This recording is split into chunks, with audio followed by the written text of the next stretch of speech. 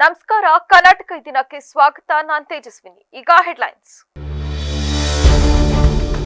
ಗ್ರಾಮೀಣ ಜನರ ಮನೆ ಬಾಗಿಲಿಗೆ ತಜ್ಞ ವೈದ್ಯರ ಸೇವೆ. ಬಾಳುಪೇಟೆಯಲ್ಲಿ ಉಚಿತ ಆರೋಗ್ಯ ಶಿಬಿರ. ಗ್ರಾಮೀಣ ಜನರಿಗೆ ಚಿಕಿತ್ಸೆ ಹಾಗೂ ಸಲಹೆ. ಸಾಮಾನ್ಯ ಜನರ ಬಗ್ಗೆ ಬಿಜೆಪಿ ಸರ್ಕಾರಕ್ಕೆ ಕಾಳಜಿ ಇಲ್ಲ. ಮತದಾನ ಮುಗಿಯುತ್ತಿದ್ದಂತೆ ಗ್ಯಾಸ್ ದರ ಏರಿಕೆ. ಬಿಜೆಪಿ ವಿರುದ್ಧ ಡಿಸಿಎಂ ಡಿಕೆ ಶಿವಕುಮಾರ್ ಕಿಡಿ. ಬೇಸಿಗೆಯ ಮುಂಜಾಗ್ರತಾ ಕ್ರಮ. ಅರಕಲಗೂಡಿನಲ್ಲಿ ಆರೋಗ್ಯ ಅರಿವು ಜಾಥಾ. ಬಿಸಿಲಿನ ಬೇಗೆಯಿಂದ ಪಾರಾಗಲು ತಹಶೀಲ್ದಾರ್ ಕೆಸಿ ಸೌಮ್ಯ ಸಲಹೆ.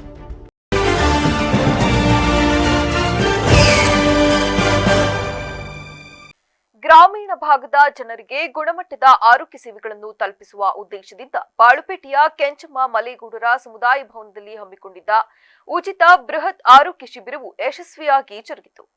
ಸಕಲೇಶಪುರ ಮಂಡಲ ಬಿಜೆಪಿ ಉಪಾಧ್ಯಕ್ಷರಾದ ದೊಡ್ಡದಿಣ್ಣೆ ಜಯಪ್ರಕಾಶ್ ಅವರ ನೇತೃತ್ವದಲ್ಲಿ ಆಯೋಜಿಸಿದ್ದ ಈ ಶಿಬಿರವನ್ನು ಸಕಲೇಶಪುರ ಶಾಸಕ ಸಿಮೆಂಟ್ ಮಂಜು ಅವರು ಉದ್ಘಾಟಿಸಿ ಮಾತನಾಡಿ, ಗ್ರಾಮೀಣ ಪ್ರದೇಶದ ಜನರಿಗೆ ಇಂತಹ ಆರೋಗ್ಯ ಶಿಬಿರಗಳು ಅತ್ಯಂತ ಅವಶ್ಯಕವಾಗಿದ್ದು, ಸಾರ್ವಜನಿಕರು ಇದರ ಸದುಪಯೋಗವನ್ನು ಪಡೆದುಕೊಳ್ಳಬೇಕೆಂದು ಕರೆ ನೀಡಿದರು.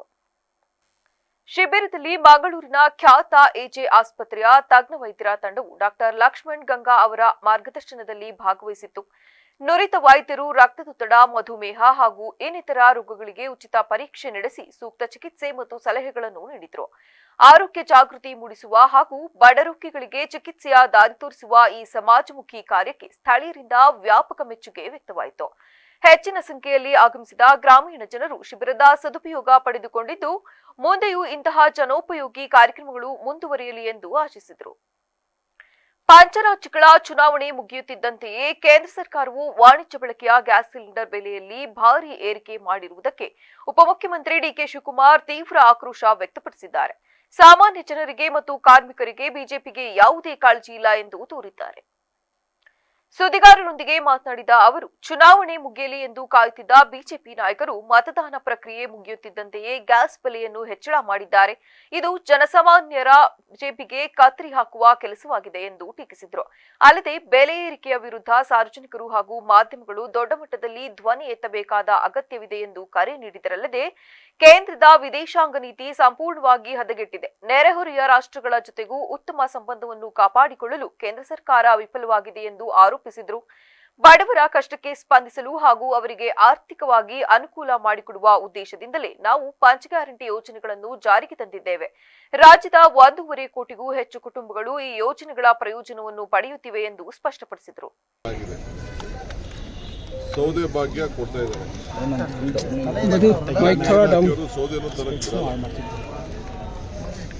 ಇದು ಸೌದೆ ಕಡಿಮೆ ಮಾಡಬೇಕು ಅಂತೇಳಿ ಎಲ್ಲ ಮೊದಲೆಲ್ಲ ಉಜ್ವಲ ಕೊಡ್ತಾ ಇದ್ದೀವಿ ಅಂತೇಳಿ ಅದನ್ನೆಲ್ಲ ಫೋಟೋ ಹಾಕಿಕೊಂಡು ಪ್ರಧಾನಮಂತ್ರಿಗಳು ನಡೆಸಿದ್ರು. 1000ಕ್ಕೂ ಹೆಚ್ಚು ರೂಪಾಯಿ ಜಾಸ್ತಿ ಆಗ್ತದೆ.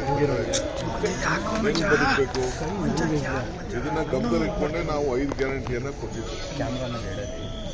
ಇವತ್ತು ಸುಮಾರು ನಮ್ಮ ರಾಜ್ಯದ ಸುಮಾರು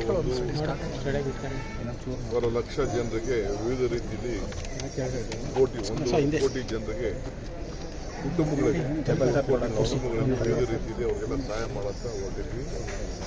ಈಗ ಮಾಡಿರೋದು ಖಂಡನೀಯ. ನಾವು ಹೋರಾಟವನ್ನು ಮುಂದುವರಿಸ್ತೇವೆ. ಬಿಜೆಪಿಯವರು ಅಶೋಕು, ವಿಜೇಂದ್ರ, ಯಾರು ಬಿಜೆಪಿ ನಾಯಕರಿದ್ದಾರಲ್ಲ ಎಲ್ಲ ಬೊಗಳೆದಾರ, ಬರೀ ಖಾಲಿ ಮಾತಾಡೋದು, ಬರೀ ಟೀಕೆ ಮಾಡೋದು, ರಚನಾತ್ಮಕವಾದ ಕಾರ್ಯಕ್ರಮ ಇಲ್ಲ.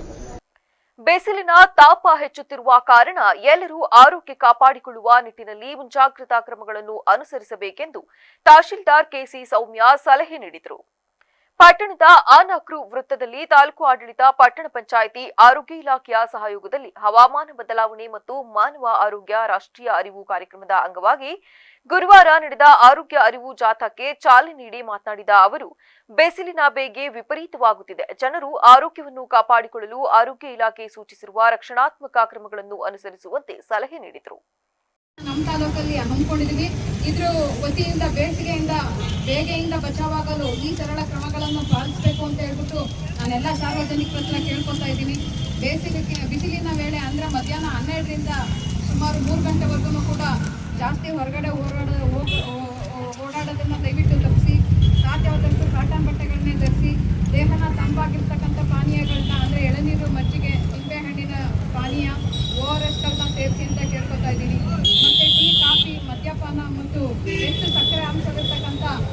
ಕಾರ್ಬೋನೇಟೆಡ್ ಡ್ರಿಂಕ್ಸ್ನ ಅವಾಯ್ಡ್ ಮಾಡಿ ಅಂತ ಕೇಳ್ಕೊತಾ ಇದ್ದೀವಿ. ಮತ್ತು ಮಕ್ಕಳು, ಹಿರಿಯರು, ಬಾಣಂತಿಯರು ಮತ್ತು ಇತರೆ ಇದು ಗರ್ಭಿಣಿಯರು ಮತ್ತು ಇತರೆ ಆರೋಗ್ಯ ಸಮಸ್ಯೆಯಿಂದ ಕೂಡಿರ್ತಕ್ಕಂಥವ್ರು ನಿಯಮಿತವಾಗಿ ಆರೋಗ್ಯ ತಪಾಸಣೆಯನ್ನು ತಾಲೂಕು ಆರೋಗ್ಯಾಧಿಕಾರಿ ಡಾಕ್ಟರ್ ಎಲ್ ಪುಷ್ಪಲತಾ ಮಾತನಾಡಿ, ಜನರು ಬಿಸಿಲಿನ ತಾಪದಿಂದುಂಟಾಗುವ ದುಷ್ಪರಿಣಾಮಗಳಿಂದ ಪಾರಾಗಲು ದೇಹವನ್ನು ತಂಪಾಗಿಸುವ ತಂಪು ಪಾನೀಯಗಳನ್ನು ಸೇವಿಸಿ ಮಧ್ಯಾಹ್ನದ ಬಿಸಿಲಿನ ವೇಳೆ ಸಾಧ್ಯವಾದಷ್ಟು ಮನೆಯಲ್ಲಿ ಉಳಿಯಬೇಕು. ಕಾಟನ್ ಬಟ್ಟೆಗಳನ್ನು ಧರಿಸಬೇಕು. ಧಾರಾಳವಾಗಿ ನೀರು ಕುಡಿಯುವುದು, ಹಣ್ಣು ತರಕಾರಿ ಸೇವಿಸುವುದು ಸೇರಿದಂತೆ ಆರೋಗ್ಯ ಇಲಾಖೆಯು ಸೂಚಿಸಿರುವ ಮಾರ್ಗಸೂಚಿಗಳನ್ನು ಅನುಸರಿಸುವಂತೆ ತಿಳಿಸಿದರು. ಪಟ್ಟಣ ಪಂಚಾಯಿತಿ ಮತ್ತು ಜಿಲ್ಲಾ ಆರೋಗ್ಯ ಮತ್ತು ಕುಟುಂಬ ಕಲ್ಯಾಣ ಇಲಾಖೆಯ ತಾಲೂಕು ಆರೋಗ್ಯ ಕಚೇರಿ ಮತ್ತು ತಾಲೂಕು ಆಡಳಿತದಿಂದ ಈ ಒಂದು ಹೆಚ್ಚುತ್ತಿರುವ ಹವಾಮಾನದ ವೈಪರೀತ್ಯದ ಹಿನ್ನೆಲೆಯಲ್ಲಿ ಈ ಜಾಥಾವನ್ನು ಹಮ್ಮಿಕೊಳ್ಳಲಾಗಿದೆ. ಇದರ ಉದ್ದೇಶ ಏನು ಅಂತಂದರೆ, ಈಗಾಗಲೇ ನಿಮಗೆಲ್ಲ ತಿಳಿದಿರೋರಿಗೆ ಸಾಕಷ್ಟು ಬಿಸಿಲ ಧಗೆ ಉಳಿತಾ ಇದೆ. ಜನಗಳು ಹೊರಗಡೆ ಓಡಾಡೋದೇ ಕಷ್ಟ ಆಗಿದೆ. ಆದ್ದರಿಂದ ಈ ಒಂದು ಹವಾಮಾನ ವೈಪರೀತ್ಯದಿಂದ, ಈ ಬಿಸಿಲ ಧಗೆಯಿಂದ ಮನುಷ್ಯರಿಗೆ ಆರೋಗ್ಯದಲ್ಲಿ ವ್ಯತ್ಯಾಸ ಉಂಟಾಗಿ ಸಾವು ನೋವುಗಳು ಆಗುವ ಸಾಧ್ಯತೆ ಕೂಡ.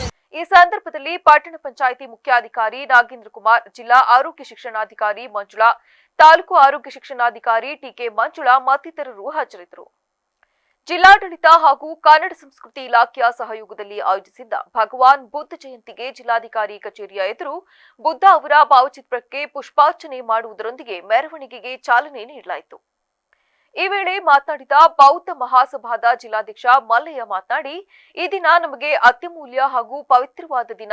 ಭಗವಾನ್ ಬುದ್ಧರು ಹುಟ್ಟಿದ ದಿನ, ಜ್ಞಾನೋದಯವಾದ ದಿನ ಹಾಗೂ ಪರಿನಿಬ್ಬಾಣವಾದ ದಿನವಾಗಿರುವುದರಿಂದ ಬೌದ್ಧರಿಗೆ ಶ್ರೇಷ್ಠ ದಿನವಾಗಿದೆ. ನಮ್ಮ ಸಮುದಾಯದ ಎಲ್ಲ ನೌಕರರು ಪಾಲ್ಗೊಂಡಿದ್ದಾರೆ, ಆದರೆ ಜಿಲ್ಲಾಡಳಿತ ನಮ್ಮನ್ನು ಕಡೆಗಣಿಸಿದ್ದಾರೆ. ಇದು ಮನಸ್ಸಿಗೆ ತುಂಬಾ ಘಾಸಿಯನ್ನುಂಟು ಮಾಡಿದೆ ಎಂದು ತಿಳಿಸಿದರು. 2570ರ ಜಯಂತಿಯನ್ನು ಆಚರಿಸ್ತಾ ಇದ್ದೀವಿ. ಇದು ನಮ್ಮೆಲ್ಲರಿಗೂ ಒಂದು ಸಂತೋಷದ ದಿನ, ಪವಿತ್ರವಾದಂಥ ದಿನ. ಭಗವಾನ್ ಬುದ್ಧರು ಜನ್ಮ ತಾಳಿದಂಥ ದಿನ, ಜ್ಞಾನೋದಯ ಆದಂಥ ದಿನ, ಪರಿನಿಬ್ಬಾಣ ಹೊಂದಿದಂಥ ದಿನ. ಈ 3 ದಿನಗಳು ಬುದ್ಧ ಪೂರ್ಣಿಮೆ ದಿನವೇ ಬಂದಿರೋದ್ರಿಂದ ಇದು ನಮ್ಮ ಬೌದ್ಧ ಸಮಾಜಕ್ಕೆ, ಬೌದ್ಧರಿಗೆ ಅತ್ಯಂತ ಶ್ರೇಷ್ಠವಾದಂಥ ದಿನ.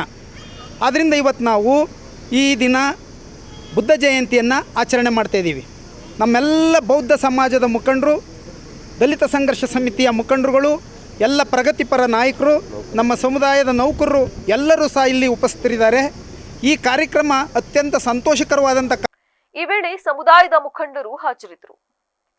ಅಂತಾರಾಷ್ಟ್ರೀಯ ಕಾರ್ಮಿಕ ದಿನಾಚರಣೆಯ ಪ್ರಯುಕ್ತ ಇಂದು ಸಿಐಟಿಯು ನೇತೃತ್ವದಲ್ಲಿ ಕೆಂಪು ಸ್ವಯಂ ಸೇವಕರ ಮೆರವಣಿಗೆಯನ್ನು ಆಯೋಜಿಸಲಾಗಿತ್ತು. ಇದೇ ವೇಳೆ ಸಿಐಟಿಯು ಜಿಲ್ಲಾಧ್ಯಕ್ಷ ಧರ್ಮೇಶ್ ಮಾತನಾಡಿ, ಕಾರ್ಮಿಕ ವರ್ಗದವರ ಮೇಲೆ ದಾಳಿ ನಡೆಯುತ್ತಿದೆ. ಕೇವಲ ಅವರ ಲಾಭದಾಯಕವಾಗಿ ಕಾರ್ಮಿಕರ ಬಳಿ ಕೆಲಸ ಮಾಡಿಸಿಕೊಳ್ಳುತ್ತಿದ್ದಾರೆ. ಕಾರ್ಮಿಕರಿಗೆ ಕನಿಷ್ಠ ವೇತನವನ್ನು ಹೆಚ್ಚಳ ಮಾಡಬೇಕು. ಕಾರ್ಮಿಕರ ಆರ್ಥಿಕ ಪರಿಸ್ಥಿತಿ ಸುಧಾರಣೆಯಾಗಬೇಕು. ಹಾಗಾಗಿ ಇದೇ ಮೇ ತಿಂಗಳ ಕೊನೆಯಲ್ಲಿ, ಅಂದ್ರೆ ಮೇ 30ರಂದು ರಾಜ್ಯದಲ್ಲಿ ಎಲ್ಲಾ ಜಿಲ್ಲಾಧಿಕಾರಿಗಳ ಕಚೇರಿಯನ್ನು ಮುತ್ತಿಗೆ ಹಾಕುತ್ತೇವೆ. ಇದು ಹಾಸನದಲ್ಲಿಯೂ ಕೂಡ ನಡೆಯುವುದು. ಕೇಂದ್ರ ಸರ್ಕಾರದ ಕಾರ್ಮಿಕ ಸಂಹಿತೆಯನ್ನು ನಮ್ಮ ರಾಜ್ಯದಲ್ಲಿ ತರಬಾರದೆಂದು ತಿಳಿಸಿದರು. ಅಂತಾರಾಷ್ಟ್ರೀಯ ಕಾರ್ಮಿಕ ದಿನಾಚರಣೆ. ಅಂತಾರಾಷ್ಟ್ರೀಯ ಕಾರ್ಮಿಕ ದಿನಾಚರಣೆ ಭಾಗವಾಗಿ ಹಾಸನದಲ್ಲಿ ಇವತ್ತು ಕಾರ್ಮಿಕರು ಮೇ ದಿನಾಚರಣೆ, ಕೆಂಪು ಸ್ವಯಂ ಸೇವಕರ ಒಂದು ಮೆರವಣಿಗೆ ಮತ್ತು ಸಭೆ ನಡೆಸ್ತಾ ಇದ್ದೀವಿ. ನಮ್ಮ ಉದ್ದೇಶ ಇಷ್ಟೇ. ಇವತ್ತು ಇಡೀ ಜಗತ್ತಿನಲ್ಲಿ ಸಾಮ್ರಾಜ್ಯಶಾಹಿ ಶಕ್ತಿಗಳ ಅಟ್ಟಹಾಸ ಜಾಸ್ತಿ ಆಗ್ತಾಯಿದೆ. ಕಾರ್ಮಿಕ ವರ್ಗದ ಮೇಲೆ ತುಂಬ ದಾಳಿ ಆಗ್ತಾಯಿದೆ. ಬಂಡವಾಳಿಗರು ಎಲ್ಲ ಸರ್ಕಾರಗಳನ್ನ ತಮ್ಮ ಹಿಡಿತ ಇಟ್ಕೊಂಡು ಅವ್ರ ಲಾಭಕ್ಕೋಸ್ಕರ ಎಲ್ಲ ಕಾರ್ಮಿಕ ಕಾನೂನುಗಳನ್ನ ಇವತ್ತು ಕಿತ್ತಾಕಿ ಅವ್ರ ಲಾಭವನ್ನು ಹೆಚ್ಚು ಮಾಡ್ತಕ್ಕಂಥ ಕಾನೂನುಗಳನ್ನ ಮಾತ್ರ ಮಾಡಿದ್ದಾರೆ. ಕರ್ನಾಟಕದಲ್ಲಿ ಸುಮಾರು ಒಂದು 7-8 ವರ್ಷಗಳಿಂದ ಕನಿಷ್ಠ ವೇತನ ಹೆಚ್ಚಾಗಿಲ್ಲ. ಸೊ ಆ ಕಾರಣಕ್ಕೆ ನಾವು ಇವತ್ತು ತೀರ್ಮಾನ ತಗೊಳ್ತಾ ಇದ್ದೀವಿ, ಇವತ್ತು ಘೋಷಣೆ ಮಾಡ್ತಾಯಿದ್ದೀವಿ. ಕರ್ನಾಟಕ ರಾಜ್ಯದಲ್ಲಿ ಎಲ್ಲ ಜಿಲ್ಲಾಧಿಕಾರಿ ಕಚೇರಿಗಳ ಮುಂದೆ ಮೇ 30ನೇ ತಾರೀಕು ಇವತ್ತು ಟಿಂಬರ್ ಕಾರ್ಮಿಕರ ಸಂಘಟನೆಯ ವತಿಯಿಂದ ವಿಶ್ವ ಕಾರ್ಮಿಕರ ದಿನಾಚರಣೆಯನ್ನು ಶುಕ್ರವಾರ ಸಕಲೇಶಪುರದಲ್ಲಿ ಅರ್ಥಪೂರ್ಣವಾಗಿ ಆಚರಿಸಲಾಯಿತು. ಪಟ್ಟಣದ ವಿವಿಧ ಭಾಗಗಳಿಂದ ಕಾರ್ಮಿಕರು ಮೆರವಣಿಗೆಯಲ್ಲಿ ಭಾಗವಹಿಸಿ ತಮ್ಮ ಹಕ್ಕುಗಳ ಬಗ್ಗೆ ಜಾಗೃತಿ ಮೂಡಿಸಿದರು. ಮೆರವಣಿಗೆ ಬಳಿಕ ಸಂಘಟನೆಯ ಕಚೇರಿ ಮುಂಭಾಗದಲ್ಲಿ ಧ್ವಜಾರೋಹಣ ನೆರವೇರಿಸಿ ನಂತರ ಪುರಸಭಾ ಸಭಾಂಗಣದಲ್ಲಿ ಕಾರ್ಯಕ್ರಮವನ್ನು ನಡೆಸಲಾಯಿತು. ಈ ವೇಳೆ ಎಐಟಿಯುಸಿ ಸಂಘಟನೆಯ ರಾಜ್ಯ ಮುಖಂಡ ಡೋಂಗ್ರೆ ಮಾತನಾಡಿ, 1886ರಲ್ಲಿ ಅಮೆರಿಕಾದಲ್ಲಿ ಕಾರ್ಮಿಕರು 8 ಗಂಟೆ ಕೆಲಸ, 8 ಗಂಟೆ ವಿಶ್ರಾಂತಿ, 8 ಗಂಟೆ ನಿದ್ದೆ ಎಂಬ ಬೇಡಿಕೆಯನ್ನು ಮುಂದಿರಿಸಿ ಹೋರಾಟ ನಡೆಸಿದ ಘಟನೆ ವಿಶ್ವ ಕಾರ್ಮಿಕ ಚಳುವಳಿಗೆ ದಿಕ್ಕು ತೋರಿದ ಮಹತ್ವದ ಘಟ್ಟವಾಗಿದೆ ಎಂದರು. ಆ ಹೋರಾಟದ ವೇಳೆ ಕಾರ್ಮಿಕರ ಮೇಲೆ ನಡೆದ ಪೊಲೀಸ್ ದೌರ್ಜನ್ಯ ಹಾಗೂ ಪ್ರಾಣತ್ಯಾಗದ ಹಿನ್ನೆಲೆ ಇಂದು ಜಗತ್ತಿನಾದ್ಯಂತ 8 ಗಂಟೆಗಳ ಕೆಲಸದ ನಿಯಮ ಜಾರಿಗೆ ಬಂದಿರುವುದನ್ನು ಉಲ್ಲೇಖಿಸಿದರು. ಇಂತಹ ದಿನಗಳು ಕಾರ್ಮಿಕರ ಏಕತೆಯನ್ನು ಬಲಪಡಿಸುವುದರ ಜೊತೆಗೆ ಅವರ ಸಮಸ್ಯೆಗಳತ್ತ ಸರ್ಕಾರದ ಗಮನ ಸೆಳೆಯಲು ಸಹಕಾರಿಯಾಗುತ್ತವೆ ಎಂದರು.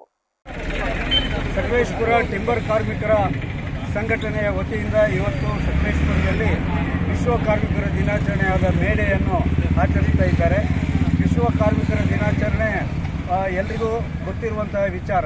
1886ರಲ್ಲಿ ಅಮೆರಿಕಾದಲ್ಲಿ ಸಾವಿರಾರು ಕಾರ್ಮಿಕರು 8 ದಿನದ ಕೆಲಸ, 8 ದಿನದ ವಿಶ್ರಾಂತಿ, 8 ದಿನದ ಮಲಗಲಿಕ್ಕೆ ಟೈಮ್ ಬೇಕು ಅಂತ ಹೇಳಿ ಹೋರಾಟವನ್ನು ಮಾಡ್ತಾರೆ. ಅವ್ರ ಮೇಲೆ ಪೊಲೀಸರು ದೌರ್ಜನ್ಯ ಮಾಡಿ 7 ಜನರನ್ನು ನೇಣಿಗೆ ಹಾಕ್ತಾರೆ. ಆಮೇಲೆ ಇಡೀ ಪ್ರಪಂಚದಲ್ಲಿ 8 ಗಂಟೆ ಕೆಲಸ ಜಾರಿಗೆ ಬರುತ್ತೆ. ಅದನ್ನು ನೆನಪು ಮಾಡಿಕೊಂಡು ಇವತ್ತು ಸಕಲೇಶಪುರದ ಟಿಂಬರ್ ಕಾರ್ಮಿಕರ ಸಂಘಟನೆ ಮೇ ದಿನ ಆಚರಣೆ ಮಾಡ್ತಾ ಇದ್ದಾರೆ. ಮೆರವಣಿಗೆಯಲ್ಲಿ ಸಾಗಿ ಅವರ ಆಫೀಸ್ ಮುಂದೆ ಈಗ ಫ್ಲಾಗ್ ಹಾಯಿಸ್ಟಿಂಗ್ ಆಗುತ್ತೆ. ನಂತರ ಪುರಸಭೆಯಲ್ಲಿ ದೊಡ್ಡ ಮಟ್ಟದ ಒಂದು ಪ್ರೋಗ್ರಾಂ ನಡೆಯುತ್ತೆ. ಅದಕ್ಕೆ ಕಾರ್ಯಕ್ರಮದಲ್ಲಿ ಶಾಸಕ ಸಿಮೆಂಟ್ ಮಂಜು, ಗ್ಯಾರಂಟಿ ಯೋಜನಾ ಅನುಷ್ಠಾನ ಸಮಿತಿಯ ಅಧ್ಯಕ್ಷ ಮುರಳಿ ಮೋಹನ್ ಹಾಗೂ ಮಾಜಿ ಶಾಸಕ ಎಚ್ಕೆ ಕುಮಾರಸ್ವಾಮಿ, ಎಐಟಿಯುಸಿ ಸಂಘಟನೆಯ ಜಿಲ್ಲಾ ಮುಖಂಡರಾದ ಧರ್ಮರಾಜು, ಕರ್ನಾಟಕ ರಕ್ಷಣಾ ವೇದಿಕೆಯ ಅಧ್ಯಕ್ಷ ರಮೇಶ್ ಪೂಜಾರಿ ಸೇರಿದಂತೆ ಹಲವರು ಹಾಜರಿದ್ದರು. ಕರ್ನಾಟಕ ರಾಜ್ಯ ಪ್ರಾಥಮಿಕ ಶಾಲಾ ಶಿಕ್ಷಕರ ಸಂಘದ ತಾಲೂಕು ಘಟಕದ ಚುನಾವಣೆ ಶಾಂತಿಯುತವಾಗಿ ನಡೆಯಿತು. ಪಟ್ಟಣದ ಬಾಲಕಿಯರ ಪದವಿ ಪೂರ್ವ ಕಾಲೇಜಿನ ಆವರಣದಲ್ಲಿ ಬೆಳಗ್ಗೆ 8:30ರಿಂದ ಮತದಾನ ಪ್ರಾರಂಭವಾಯಿತು. ತಾಲೂಕಿನಲ್ಲಿ ಒಟ್ಟು 574 ಮತದಾರ ಶಿಕ್ಷಕರನ್ನು ಹೊಂದಿದ್ದು ಬೆಳಕಿನಿಂದಲೂ ಬಿರುಸಿನಲ್ಲಿ ಮತದಾನ ನಡೆಯಿತು. ಯಾವುದೇ ಸ್ಥಳೀಯ ಯಾವುದೇ ಚುನಾವಣೆಗೂ ಕಮ್ಮಿ ಇಲ್ಲ ಎಂಬಂತೆ ಅಭ್ಯರ್ಥಿಗಳು ಮತಗಟ್ಟೆಯ ಮುಂಭಾಗದಲ್ಲಿ ತಮ್ಮದೇ ಆದ ಕೇಂದ್ರಗಳನ್ನು ತೆರೆದುಕೊಂಡು ಮತದಾರರ ಮನವೊಲಿಸಲು ಸರ್ವ ಪ್ರಯತ್ನವನ್ನು ಮಾಡುತ್ತಿದ್ದರು. ಈ ಚುನಾವಣೆಯಲ್ಲಿ 7 ಪುರುಷರ ಸ್ಥಾನಕ್ಕೆ 18 ಜನ ಸ್ಪರ್ಧಿಸಿದರೆ ಮಹಿಳಾ ವಿಭಾಗದಲ್ಲಿ 4 ಸ್ಥಾನಕ್ಕೆ 10 ಶಿಕ್ಷಕಿಯರು ಸ್ಪರ್ಧಿಸಿದ್ದು ಇವರುಗಳಲ್ಲಿ ಯಾರನ್ನು ಮತದಾರರು ಆಯ್ಕೆ ಮಾಡುತ್ತಾರೆಂಬುದು ಭಾರೀ ಕುತೂಹಲಕ್ಕೆ ಕಾರಣವಾಗಿದೆ. ರಾಜ್ಯ ಪ್ರಾಥಮಿಕ ಶಾಲಾ ಶಿಕ್ಷಕರ ಸಂಘ ಹಲವಾರು ತಾಲೂಕುಗಳಲ್ಲಿ ಸಂಘ ವಿರೋಧಿ ಚಟುವಟಿಕೆ ನಡೆಸುತ್ತಿರುವವರ ವಿರುದ್ಧ ಕ್ರಮ ಕೈಗೊಂಡು ಸಂಘದ ಸದಸ್ಯತ್ವದಿಂದ ಕೈಬಿಟ್ಟು ಚುನಾವಣೆ ನಡೆಸುತ್ತಿದೆ ಎಂಬ ಕಾರಣಕ್ಕೆ ನ್ಯಾಯಾಲಯದ ಮೊರೆ ಹೋಗಿ ಏಪ್ರಿಲ್ 19ರಲ್ಲಿ ನಡೆಯಬೇಕಿದ್ದ ಚುನಾವಣೆಯನ್ನು ಮುಂದೂಡಲಾಗಿತ್ತು. ನಂತರ ಪ್ರಕರಣವನ್ನು ಪರಿಶೀಲಿಸಿ ಮೇ 1ರಂದು ಚುನಾವಣೆಗೆ ಆದೇಶಿಸಿದ ಮೇರೆಗೆ ಇಂದು ಯಥಾಸ್ಥಿತಿಯಂತೆ ಚುನಾವಣೆ ನಡೆಸಲಾಗುತ್ತಿದೆ. ಯಾವುದೇ ರೀತಿಯಂತ ನಿರ್ದೇಶನ ಬಂದಿರೋದಿಲ್ಲ, ಜೊತೆಗೆ ಕೋರ್ಟ್ ಆದೇಶ ಪ್ರತಿಯೂ ನಮಗೆ ಲಭ್ಯವಿಲ್ಲ. ಹಾಗಾಗಿ ಏನು ಮಾಹಿತಿ ಬಂದಿದೆ ಅದರ ಪ್ರಕಾರ ಚುನಾವಣೆ ನಡೆಸ್ತಾ ಇದ್ದೀವಿ. ಈಗ ನಿಮ್ಮ ಒಂದು ಇದು ಹೇಗಿದೆ? ಈಗ ಆದೇಶ ಇಲ್ಲದೆ ನಾವೇನು ಮಾಡ್ಲಿಕ್ಕೆ ಆಗಲ್ಲ. ಆದೇಶ ಬಂದಿಲ್ಲ ನಿಮಗೆ, ಹಂಗಾರೆ ಈಗ ನೀವು ಮನವಿ ಸ್ವೀಕರಿಸಿ ಇದನ್ನ ಎಲ್ಲಿ ಸಲ್ಲಿಸ್ತೀರಿ? ಅಧಿಕಾರಿಗಳಿಗೆ ಸಲ್ಲಿಸ್ತೀವಿ ಸರ್, ಚುನಾವಣಾಧಿಕಾರಿಗಳಿಗೆ ಸಲ್ಲಿಸ್ತೀವಿ. ಸರಿ. ಚುನಾವಣೆ ಮುಂದೂಡುವಂತೆ ಮನವಿ ಮಾಡಿದ ಮಾಜಿ ಅಧ್ಯಕ್ಷ ರಾಜಶೇಖರ್ ಮಾತನಾಡಿ, ಇಂದು ನಡೆಯುತ್ತಿರುವ ಶಿಕ್ಷಕರ ಚುನಾವಣೆಗೆ ನ್ಯಾಯಾಲಯ ಏಪ್ರಿಲ್ 30ರಂದು ತಡೆ ನೀಡಿದೆ. ಆದರೆ ಆದೇಶ ನ್ಯಾಯಾಲಯದಿಂದ ಹೊರಬರಲು ಸರ್ಕಾರಿ ರಜೆ ಇರುವುದರಿಂದ ಸಾಧ್ಯವಾಗಿಲ್ಲ. ಆದ್ದರಿಂದ ನ್ಯಾಯಾಲಯದ ಪ್ರತಿಯೊಂದಿಗೆ ಅರ್ಜಿ ಮೂಲಕ ಚುನಾವಣಾಧಿಕಾರಿ ಯೋಗೇಶ್ ಅವರಿಗೆ ಮನವಿ ಮಾಡಿದರು. ಚುನಾವಣಾಧಿಕಾರಿ ಮಾತನಾಡಿ, ರಾಜ್ಯ ಚುನಾವಣಾಧಿಕಾರಿಯಿಂದ ಯಾವುದೇ ಮಾಹಿತಿಗಳು ಲಭ್ಯವಿಲ್ಲದ ಕಾರಣ ಚುನಾವಣೆಯನ್ನು ಮುಂದೂಡಲು ಸಾಧ್ಯವಿಲ್ಲ ಎಂದು ಸ್ಪಷ್ಟಪಡಿಸಿ ಮತದಾನಕ್ಕೆ ಮುಂದಾದರು. ಈ ಸಮಯದಲ್ಲಿ ಸಹಾಯಕ ಚುನಾವಣಾಧಿಕಾರಿ ಶಿವಪ್ರಕಾಶ್ ಹಾಜರಿದ್ದರು. 2020ರಿಂದ 23 ತನಕ ಜಿಲ್ಲಾಧ್ಯಕ್ಷ ಕೆಲಸ ನಿರ್ವಹಿಸಿದೆ. ಈಗಾಗಲೇ ಪ್ರಾಥಮಿಕ ಶಾಲಾ ಶಿಕ್ಷಕರ ಸಂಘದ ನಿರ್ದೇಶಕರಾಗಿದ್ದೇನೆ.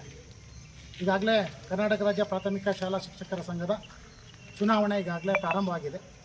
ಕಳೆದ ತಿಂಗಳೇ ಈ ಒಂದು ಚುನಾವಣೆ ಪ್ರಾರಂಭವಾಗಿತ್ತು. ಆ ಸಂದರ್ಭದಲ್ಲಿ ಹಲವು ಶಿಕ್ಷಕರನ್ನು ಉದ್ದೇಶಪೂರ್ವಕವಾಗಿ ಪಟ್ಟಿಯಿಂದ ಕೈಬಿಟ್ಟು ಚುನಾವಣೆಯಲ್ಲಿ ಸ್ಪರ್ಧಿಸಲು ಅವಕಾಶ ಮಾಡದೆ ಕುತಂತ್ರ ಬುದ್ಧಿಯಿಂದ ಮತದಾರರ ಪಟ್ಟಿಯನ್ನು ಪಟ್ಟಣದಲ್ಲಿ ಡಾಕ್ಟರ್ ಬಿಆರ್ ಅಂಬೇಡ್ಕರ್ ಅವರ 135ನೇ ಜಯಂತಿ ಹಾಗೂ ಡಾಕ್ಟರ್ ಬಾಬು ಜಗಜೀವನ್ ರಾಮ್ ಅವರ 119ನೇ ಜಯಂತ್ಯೋತ್ಸವವನ್ನು ಆಚರಿಸಲಾಯಿತು.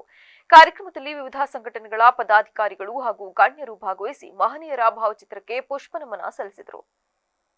ಈ ಸಮಾರಂಭದಲ್ಲಿ ರಾಜ್ಯ ಸಫಾಯಿ ಕರ್ಮಚಾರಿ ಆಯೋಗದ ಮಾಜಿ ಅಧ್ಯಕ್ಷರಾದ ಎಂಆರ್ ವೆಂಕಟೇಶ್, ಮಾಜಿ ತಾಲೂಕು ಪಂಚಾಯಿತಿ ಅಧ್ಯಕ್ಷರಾದ ಸಿಆರ್ ಮಂಜುನಾಥ್, ಆದಿ ಜಾಂಬವ ಯುವ ಸೇನೆ ರಾಜ್ಯಾಧ್ಯಕ್ಷರಾದ ಎಸ್ಎಂ ರಮೇಶ್ ಚಕ್ರವರ್ತಿ ಸೇರಿದಂತೆ ಇತರರು ಉಪಸ್ಥಿತರಿದ್ದರು.